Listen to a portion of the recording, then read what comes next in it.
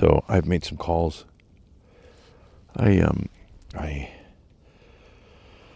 I guess there's some terrible weather down on the at the bottom of the mountain, and so it's going to be a couple days before they can send somebody up.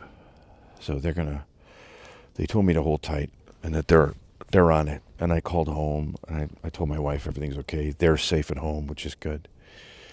And I think now I got things here to protect me, so I'm just going to hunker down here. And I think my next step is I'm going to open up that journal. I haven't had time at all. I've just been running around here, but now I think my hope is that journal can offer some kind of explanation. I know it's about the history of the mountain, and so maybe there's something inside of that journal I can discover that will at least give me some kind of hint as to what the fuck is happening here.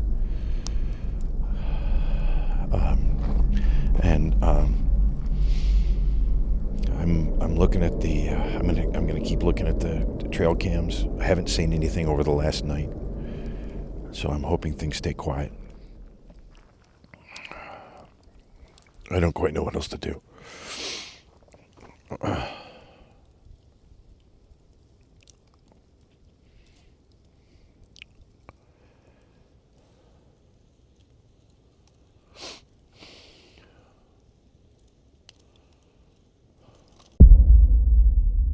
Okay, so what I'd like to do is give you a quick summary on how this religious cult began, based on the information I discovered in the journal. So I'm sure most of you know some history of Joseph Smith, who was the founder of the Church of Latter-day Saints, or Mormonism.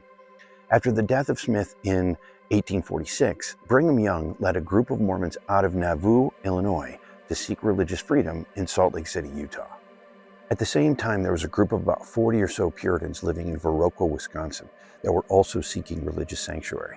They heard plans of Brigham Young's exodus, and they traveled down to join them in Illinois. But once they arrived in Salt Lake City, the group from Wisconsin had issues with Young's leadership in the church. Their views were far more conservative than the Mormons, so they decided to continue on to the West Coast, specifically Mount Shasta in Northern California. Once there, they put down roots and established a religious community for about 40 years that was so conservative you could describe their practices as medieval. They called themselves Heaven's Light. Then, with the discovery of gold near Shasta in the 1880s, things became difficult for the group. With the sudden migration of miners to Northern California, it became difficult to preserve their remote and archaic way of life.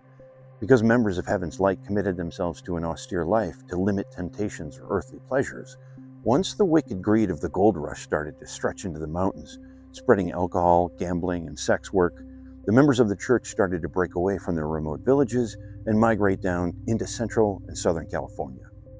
This first entry is from a young man. His name is Timothy Anker. It's dated May 12th, 1850, and he is about 20 years old.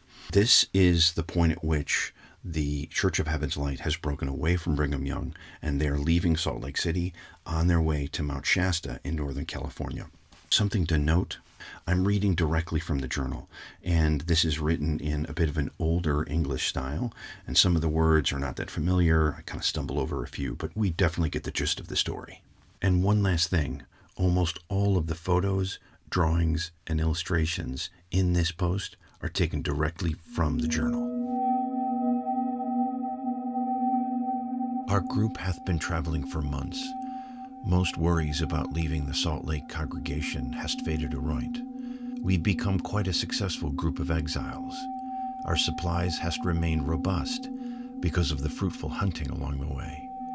Mary our Lord hath been with us every day as we search onward for his glorious salvation. We all feel the safety of his protection, e'en when the path grows dangerous.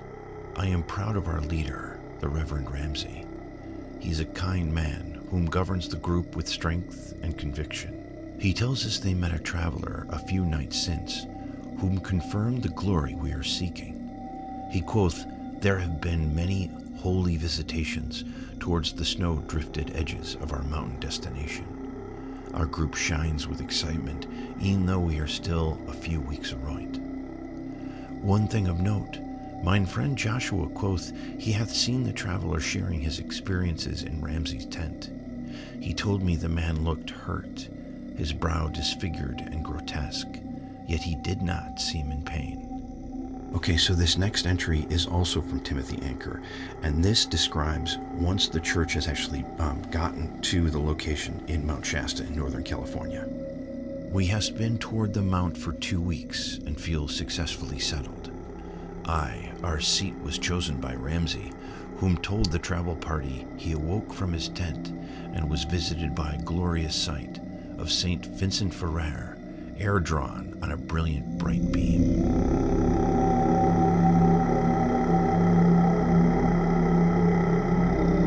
The saint told Ramsey that the group had gone far enough. 'Twere time to put down roots and start the good work of spreading the word of our Lord. Our entire group is beyond excited with anticipation of what the future shall bring. Another event that hath reflected the glory of our journey is that Ramsey, who was stricken with leprosy early in our journey, hath seemingly been cured since his visit from St. Ferrer. Belike our most first miracle, this hath created an almost trance-like glory within the congregation. People seem almost under a spell. Okay, so now this last entry from Timothy Anker is fascinating. They've been there about 3 to 5 months, and they've really put down roots, and they've grown the congregation. But I think what's really fascinating here is we get an understanding there's a division that takes place in the church and where and how that division takes place. I think it's very interesting because it gives some context to potentially the condition of the people that I'm seeing now, perhaps what has happened to them after generations living in the mountains.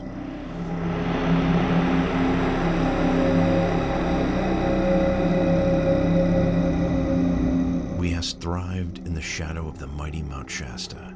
It feels as though all of our promises arriveth true.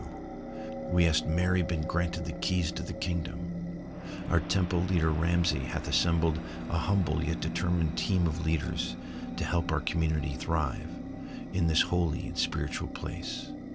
There has been multiple sightings and visitations from holy apparitions since we set up camp.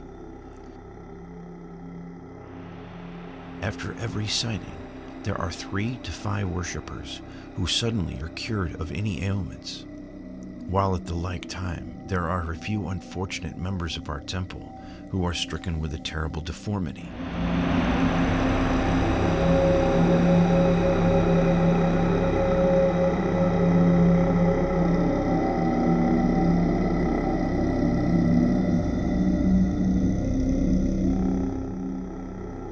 It's as if their heads and faces hast been bloated by some terrible condition. They lose the ability to speak and communicate, that they but seem to hast grown more robust in other ways.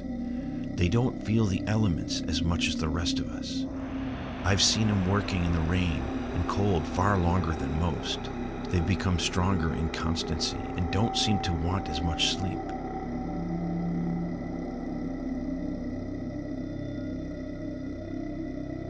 Yet, because of their terrible brow, they are ostracized by the rest of the temple. I'm afeard the council shall voice anon to exile them from our congregation.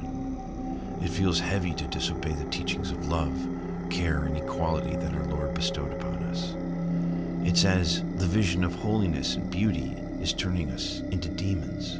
I am presently inspired by the glory of God and sickened by its effect on our community.